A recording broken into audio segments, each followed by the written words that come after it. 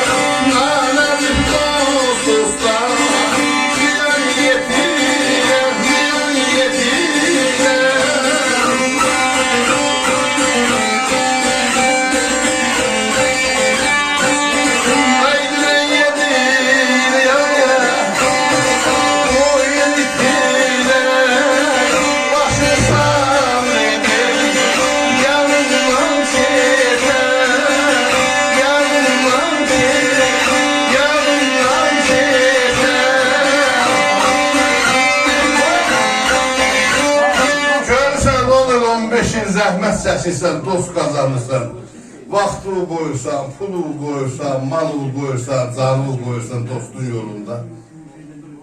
Bir yerdə başqa dostunla dayanırsan, sözdəsən, söhbətdəsən, görürsən o dostundur gəlir.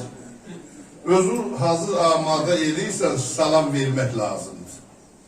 Görürsən, abala gəlib başını sallayıb, başına yanından keçib gedir, adam utandığından deyə bilmiş ki, ay başını qaldır yuxarı, gör burada kim dayanıb. Torpaq yorulanda qanqal bitirer. Nanəcif dost-dosta ziyan yetirer.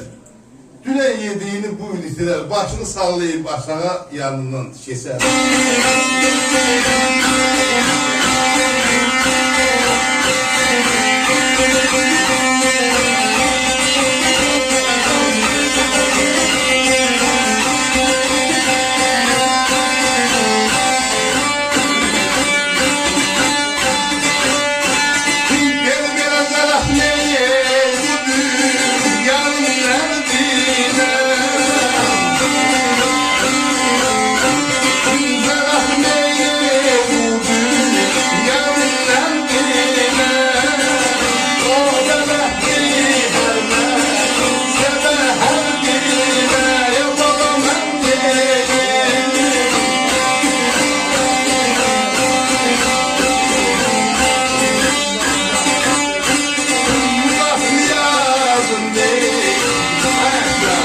Yaşa yaşa.